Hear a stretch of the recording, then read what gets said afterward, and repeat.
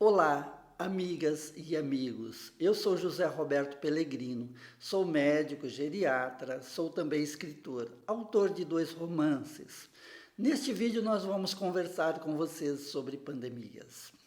A pandemia que nós estamos vivendo na atualidade não é a primeira e nem será a última. A humanidade experimentou ao longo da sua história inúmeras pandemias. Pandemias são fenômenos de forças naturais que causam doença, que desestabilizam a economia, que desestabiliza a sociedade, que leva a muito medo. E isso faz parte da história natural, da evolução da humanidade. Com as pandemias, apesar de todos os caos, nós evoluímos e nós aprendemos. Neste vídeo nós vamos traçar um paralelo com a peste antonina, ou praga de Galeno, que ocorreu há mais de 1850 anos atrás. Comparar com a que nós estamos vivendo na atualidade, tirar algumas semelhanças, algumas diferenças e aprender com ambas. Vamos lá.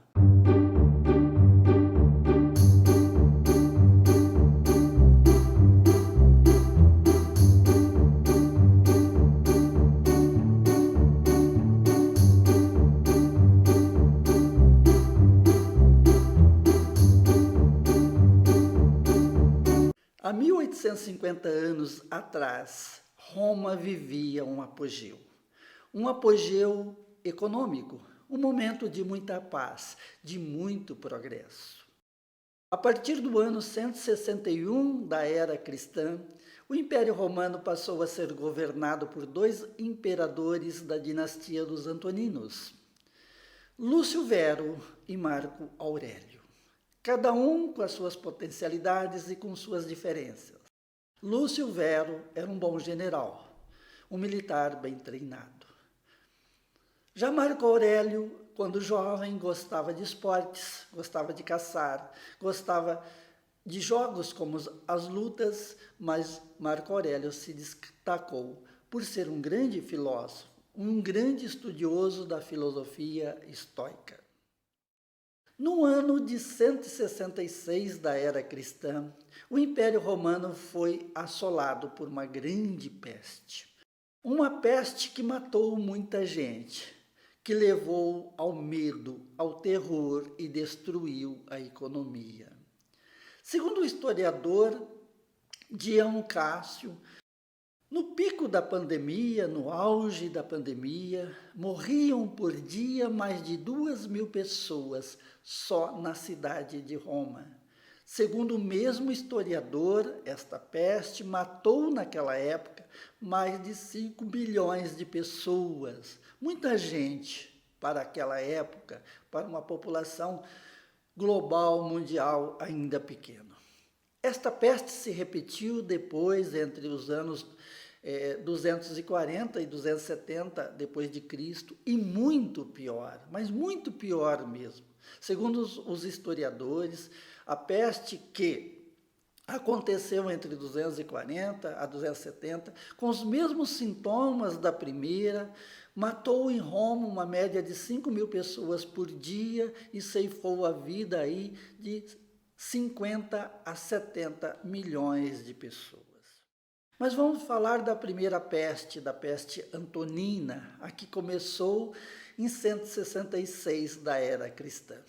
Esta peste matou o co-imperador. Lúcio Vero morreu em 169, vitimado pela peste. Naquela época, como nós falamos, Roma vivia um período de apogeu econômico, um momento de muito progresso e de muita paz. Um período aí entre 161 e 165, Roma travou uma batalha com o Império Seleucida. O Império Seleucida fazia parte do Império Parta e com a morte de Alexandre o Grande ele foi dividido. E Roma conquistou uma parte deste Império Parta, que era o Império Seleucida. E Seleucida ficava na Mesopotâmia, né, onde hoje fica ali parte do Iraque, do Irã.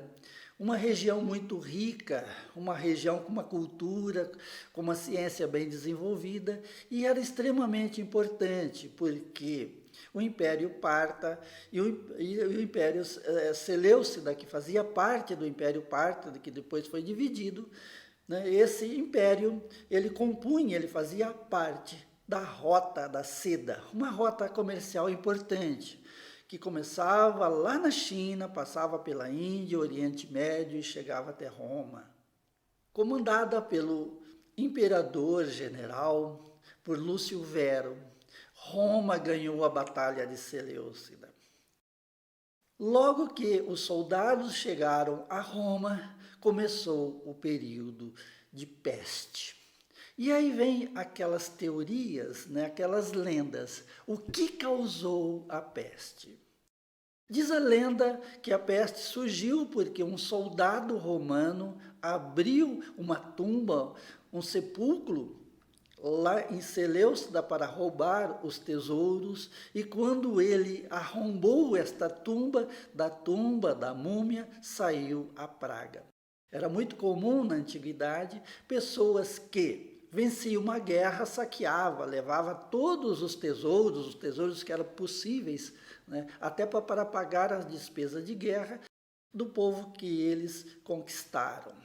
Tem uma outra lenda que o próprio Lúcio Vero profanou um templo de Apolo lá em Seleucida. E tem uma outra teoria, né, uma teoria dentro deste campo lendário, que era a teoria cristã. Naquela época não existia liberdade cristã. A religião, principalmente o culto aos deuses romano, estava atrelado ao Estado. Não existia liberdade. Mesmo assim, né, nesse mundo, vamos dizer, o cristianismo entrava, né? E o cristianismo crescia. Então tinha uma outra teoria, que é a teoria que as pessoas cultuavam muito a Cristo e esquecia os deuses romanos. E os deuses romanos, como castigo, mandou a peste. Apesar das lendas, das superstições, os historiadores procuram dar um caráter científico para os fatos, para as coisas que acontecem. Nós temos um historiador ainda vivo, um australiano, que é Ralph Crispin. E Ralph Crispin é um estudioso de assuntos chineses. E Ralph Crispin escreveu que, por volta do ano 160 da era cristã, a China era governada pela dinastia dos Hans. E naquela época, a China foi acometida por uma epidemia muito semelhante à vivida pelos romanos, cujos sinais e sintomas eram os mesmos. Então, o mais provável é que essa praga, essa epidemia que chegou no Império Romano, ela veio da China, assim como veio a nossa atualmente. Ela veio pela Rota da Seda, uma rota comercial importante e bastante explorada e conhecida na época. Morria muita gente. Teve muitas pessoas afortunadas, as pessoas da nobreza, muitos generais fugiram de Roma na tentativa de fugir da peste. O comércio não abria, os artesãos não trabalhavam, os tecelões não teciam e os agricultores não plantavam. Enfim, aquele Império Romano, com todo o seu apogeu, ele foi declinando. Aí surgiam os oportunistas, os charlatões. Tem um famoso, que é Alexandre de Abonotei. Alexandre de Abonotei vendia uns versos. E esses versos deveriam ser cunhados numa placa. E essa placa colocada na porta das casas para proteger as pessoas da peste. Mesmo com aquele verso escrito, cunhado naquela placa, as pessoas adoeciam e morriam. O charlatanismo imperava naquela época. As crendices se avolumavam e o povo, mesmo assim, sofria e morria. Todas estas catástrofes, estas pandemias, têm consequências muito graves. Uma grande consequência que sofreu o Império Romano foi com a sua segurança, com seu exército. O exército era chamado de legionários. Acredita-se que na época Roma tinha aí por volta de 150 mil soldados muito bem treinados. E os soldados, o exército, os legionários foram os mais afetados. Acreditam que mais de 40% de todo o efetivo do exército romano morreu, vitimado pela peste, pois os soldados viviam bastante confinados, né, num ambiente bastante comum e a transmissibilidade era muito fácil. Para que o exército não sofresse tanto, o que fez Marco Aurélio? Começou a transformar gladiadores em soldados. Ele dava liberdade para os escravos e transformava escravos em soldados. Até prisioneiros de guerra foram transformados em soldados mercenários. Isso levou ao enfraquecimento do império e possibilitou que algumas tribos germânicas reconquistassem territórios já dominados pelos romanos, e o exército enfraqueceu muito. O segundo ponto a ser afetado é a economia. Os camponeses, dizem os historiadores, que tinham várias cidadezinhas do interior, regiões onde que viviam camponeses que ficaram desabitadas, desérticas. Muitos morreram, muitos fugiram. E o que aconteceu? Os camponeses não plantavam mais alimentos. Os alimentos ficaram escassos. Quando um alimento fica escasso, o que acontece? O preço sobe, vem a fome. Aí com ela veio a crise econômica. Também, como o comércio girava pouco, muitos comerciantes fecharam as portas, muitos artesãos deixaram de trabalhar. A economia entrou em colapso. A terceira crise é a crise social. O povo começou a se revoltar. Isso é normal. Pessoas com barriga vazia, sem pão e sem circo, porque também não tinha mais espetáculos. As arenas, os coliseus estavam fechados. Os gladiadores, que eram os artistas da época, foram convocados para o exército. Acabou os espetáculos, o povo foi para as ruas reclamar. Mas, em todas as crises, surgem grandes homens. Nesta peste antonina, ou praga de Galeno, surgiu dois grandes homens. O primeiro foi um médico. Este médico era Galeno. Galeno nasceu na Grécia. Filho de uma família muito rica, ele estudou na Grécia. Depois ele foi para Alexandria e lá ele se encontrou com os maiores estudiosos, com os maiores científicos, com os melhores médicos da época. Depois ele foi para Roma, da mesma forma estudou com os melhores médicos, com os melhores cientistas da época. Aí ele voltou para a Grécia. Quando veio a peste, Marco Aurélio convidou que ele voltasse para Roma, para ser médico da família imperial e para ser médico de todo o povo romano. Ele foi para Roma e Galeno descreveu muito bem a doença. Galeno descreveu a doença como olhos irritados, a boca e a garganta inflamada, tosse, e quando o indivíduo tossia, ele exalava um mau hálito. Vômitos e diarreia biliosas, pústulas, bolhas pelo corpo todo, febre, e isso causava a morte. E as pessoas que se recuperavam não eram mais recontaminadas pela doença. Galeno foi um grande estudioso da medicina. Galeno, ele estudou anatomia, Galeno estudou fisiologia, Galeno estudou clínicas com a manifestação da doença, com seus sinais, com seus sintomas. Galeno estudou farmacologia. Nós sabemos que naquela época o conhecimento era muito escasso, muito rudimentar, mas dentro desse conhecimento escasso e rudimentar, Galeno usou métodos de observação e de investigação. Aliás, é o que a ciência usa. A ciência ela usa métodos de observação, métodos de investigação. Se não tiver um método de observação e de investigação, não é ciência.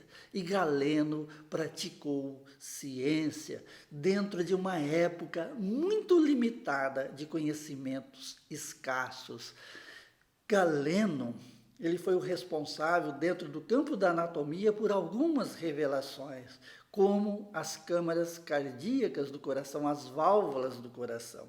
Galeno também separou o sistema circulatório em arterial e venoso e disse que pelas artérias e veias circulavam sangue e não ar. Até então acreditava-se que pelas artérias, pelo sistema circulatório, pelas veias, circulava ar. Galeno também disse que a fala tinha relação com o cérebro. Se lesasse o cérebro, o indivíduo não tinha mais a capacidade da fala. Enfim, a contribuição de Galeno é muito grande. E segundo as descrições de Galeno desta peste, segundo as descrições dos sinais, dos sintomas que as pessoas apresentavam durante esta peste, os cientistas de hoje acreditam que seja a varíola. A varíola é uma doença que, graças a Deus, ela já está erradicada há 40 anos no mundo. A segunda grande contribuição veio do imperador Marco Aurélio. Marco Aurélio era uma pessoa sábia, humana, trabalhadora e inteligente. O seu lema de governo era o seguinte: se não for útil, se não for necessário, eu não faço para o meu povo. Se não for verdade, eu não falo para o meu povo. Marco Aurélio, nessa época de pandemia, ele convidou os melhores médicos do mundo, os melhores cientistas, os melhores sábios, para tentar resolver o problema, para não encarar o problema apenas com as superstições da época, e sim buscar uma solução científica, uma solução racional. Marco Aurélio, ele não ficava sentado no trono e ditando ordens. Marco Aurélio ia para as ruas, principalmente naquele momento do auge da pandemia, que morriam mais de 2.000 pessoas. Marco Aurélio participava, colaborava com os funerais. Marco Aurélio consolava as viúvas que perderam maridos, maridos que perderam esposas, a mãe que perderam filhos, a filhos que perderam os seus pais. Marco Aurélio tinha uma visão humanitária e era extremamente dedicado ao seu trabalho. Como nós falamos, Marco Aurélio herdou um trono do seu antecessor e sogro Antonino de Pio, numa situação financeira privilegiada. Mas toda catástrofe consome muito dinheiro. Antes de aumentar os impostos, Marco Aurélio pegou todo o luxo do império, todas as joias, os castiçais, as sedas, enfim, tudo aquilo que pertencia ao palácio imperial e que era supérfluo e que era joia. A sua mulher possuía muitas joias e sedas. Ele pegou toda aquela fortuna, colocou no Fórum de Trajano em exposição por 2 meses e vendeu para ajudar as pessoas menos afortunadas, as pessoas pobres e que passavam necessidade na época. Então, antes de subir impostos, ele vendeu os seus bens. Marco Aurélio governou o Império Romano com sabedoria e virtudes. Aliás, é de Marco Aurélio a seguinte frase: o maior de todos os tesouros, a maior fortuna que um homem pode possuir são suas virtudes, e as virtudes são cultiváveis. Marco Aurélio, em seus pergaminhos, todos os dias fazia uma anotação. Era uma espécie de diário. E esse diário, ele não escrevia para as outras pessoas. Ele escrevia para si mesmo. Aquilo era objeto de reflexão dele, para ele. Ele escrevia para se burilar, né? Para refletir, para ele ser uma pessoa melhor. Quando Marco Aurélio morreu, essas suas anotações, esse seu diário, foi transformado em um livro chamado Meditações. E este livro atravessou os séculos e ainda é um dos livros mais lidos do mundo. Marco Aurélio é inspiração para aqueles políticos que se destacaram no mundo moderno. Todos os grandes políticos, os grandes estadistas e humanistas que nós tivemos nos últimos tempos, leram o livro, tiveram Marco Aurélio como exemplo. Não só leram o livro de Marco Aurélio, mas sim dos grandes filósofos estoicos, como Sêneca e Epiteto.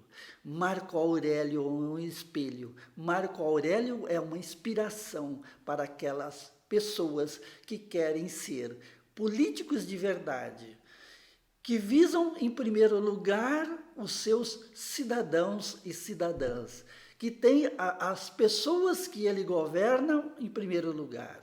Marco Aurélio dedicou aos seus súditos, às pessoas do império, toda a sua vida e a sua dedicação, e ele morreu no ano de 180, vitimado por essa peste. Amigas e amigos, as pandemias fazem parte da história da humanidade. Elas fazem parte dos fenômenos de forças naturais. Muitas vezes, fenômenos de forças naturais vêm para testar a nossa paciência, a nossa sabedoria, como é que nós enfrentamos a vida, como é que nós lutamos pela vida.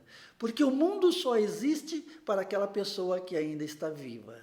O mundo ele serve de exemplo daquelas pessoas que dedicaram a sua vida ao bem do próximo, ao bem das outras pessoas. Se esse vídeo foi útil para vocês, por favor, compartilhe. Não sou dono da verdade. Eu fiz apenas uma leitura da história para traçar um paralelo, para comparar a pandemia que nós estamos vivendo com uma que tem descrição na história.